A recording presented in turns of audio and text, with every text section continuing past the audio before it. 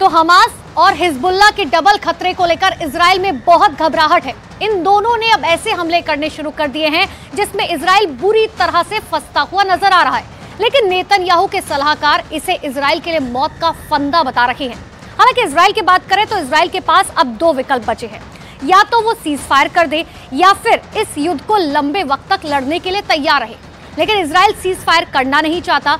लेकिन सबसे बड़ा सवाल यह है कि लंबा युद्ध लड़ने के लिए उसके पास अब हथियारों की कमी भी होने लगी है और हमास अब इसी बात का फायदा भी उठाने लगा है।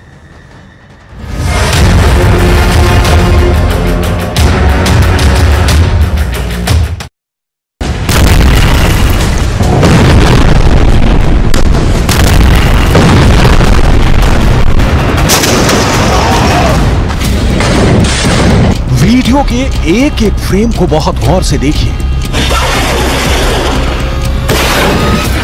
हमास अपने से कई गुना शक्तिशाली इजराइल की सेना से कैसे लड़ रहा है, यह वीडियो इसका उदाहरण है। हमास के लड़ाके बेहद सस्ते रॉकेट, जिनकी कीमत खुद $100 भी नहीं होगी, जमीन से दाग रही है।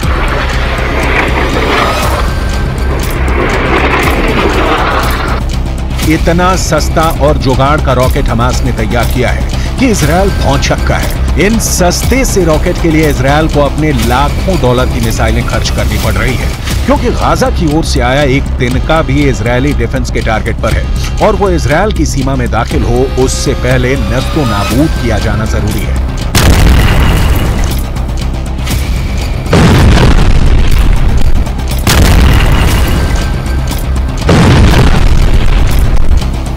हथियार शास्त्र समझिए और युद्ध में इजराइल के नुकसान को समझिए।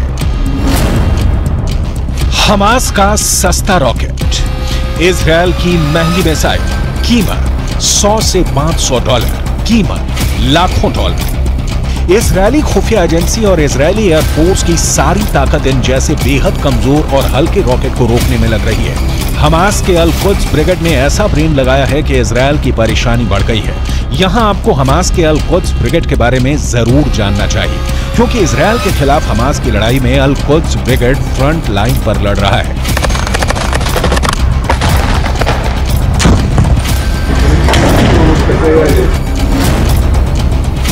अल कुद्स ब्रिगेड गाजा में हमास के बाद नंबर 2 संगठन है। 1981 से यह संगठन फिलिस्तीन में इस्लामिक राज स्थापित करने के लिए इजराइल के साथ हिंसक जंग लड़ रहा है। अल कुद्स के टॉप लीडर का नाम है जियाद अल नाखल्ला।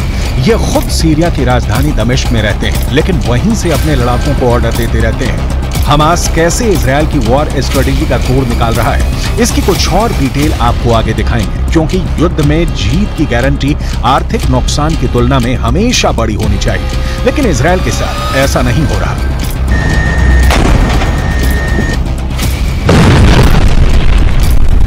युद्ध में इजराइल को इतने बड़े पैमाने पर अपने संसाधनों और हथियारों का इस्तेमाल करना पड़ रहा है कि अमेरिका से अब इनकी सप्लाई शुरू हो गई है। ठीक यही किस्सा यूक्रेन में भी हुआ था। दरअसल यूक्रेन की सस्ती मिसाइलों के खिलाफ रूस को अपने करोड़ों डॉलर की मिसाइलों का इस्तेमाल करना पड़ रहा था। हमास के सस्ते रॉकेट के खिलाफ इजराइल अपने महंगे मिसाइलों का इस्तेमाल कर रहा है, यानी गाजा को जलाने की कीमत इजराइल को भुगतनी पड़ रही है। इजराइल ने इससे बचने के लिए आसमान में अपने सबसे खतरनाक परिंदे में से एक को पिंजरे से बाहर निकाला है। इस परिंदे वाले हथियार की जरूरत इसलिए पड़ी क्योंकि इजराइल पर हमले के बाद हमास के लड़ाके सुरंगों में छिप जाते हैं, जिसकी वजह से इजराइल की सेना को उन्हें ठिकाने लगाने में परेशानी होती है। हमास ने गाजा में करीब 500 किलोमीटर लंबी सुरंगें बना रखी हैं। ये सुरंगें घनी आबादी वाले इलाकों से होकर गुजरती हैं और हमास के इन सुरंगों का था लगा पाना इजराइल की सेना के साथ वहां की खुफिया एजेंसी मोसाद के लिए भी चुनौती बन गया है। इजराइल की मीडिया के मुताबिक इसीलिए इजराइल ने अपने सबसे ताकतवर जासूसी ड्रोन एल्बिट हर्मेस 450 को गाजा में उतार दिया है, ताकि जमीन के नीचे बसी हमास की दुनिया का नक्शा निकाला जा सके और वहां छिपे हमास के एक एक लड़ाके को मौत के घाट उतारा जा सके। इजरायली मीडिया का दावा है कि यह जासूसी ड्रोन निगरानी के लिए बेहद कारगर है। इसे इतना ताकतवर माना जाता है कि यह पाताल में छिपे दुश्मन का भी पता लगा सकता है। इजरायल की मीडिया के मुताबिक ये ड्रोन एक बार में करीब 20 घंटे तक उड़ान भर सकता है। इसकी रेंज करीब 300 किलोमीटर तक बताई गई। एल्बिट हर्मेस 450 ड्रोन करीब 170 किलोमीटर प्रति घंटे की रफ्तार से उड़ान भर सकता है। और सबसे खास है इसका रेडार सिस्टम, जो जमीन के नीचे होने वाली हलचल का भी पता लगा सकता है, वो भी 18,000 फीट की ऊंचाई पर उड़ान भरते हुए। इजरायल के पास दुनिया की सबसे लेटेस्ट तकनीक वाले ड्रोन मौजूद हैं। इजरायल के पास हमास के खिलाफ लड़ने के लिए अभी बहुत से हथियार भी हैं, जिनका इस्तेमाल इजरायल युद्ध जारी रहा तो जरूर कर सकता है। दूसरी ओर ड्रोन के स्तर पर हमास भी कमजोर नहीं है। कामिकाज़े ड्रोन टेक्नोलॉजी को ईरान के जरिए हमास के आतंकवादियों तक पहुंचाया गया है। इसके जरिए इजरायल की फौज के हर एक मूवमेंट को हमास के लड़ाके पहले ही जान लेते हैं। काले रंग का कामिकाज़े ड्रोन आत्मघाती हमलावर है। इसी ड्रोन के जरिए अभी तक आईडीएफ के खिलाफ हमास ऑपरेशन को अंजाम देते आया है। ये यूक्रेन में इस्तेमाल किए जा रहे ईरान के शाहिद ड्रोन का सस्ता वर्जन है।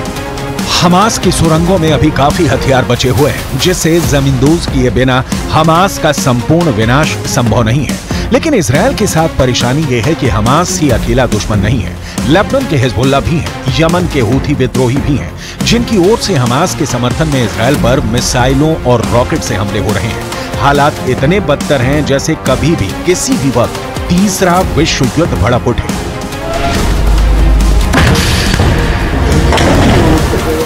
यमन के हूथी विद्रोहियों ने फिर इजरायल को निशाना बनाने की कोशिश की है।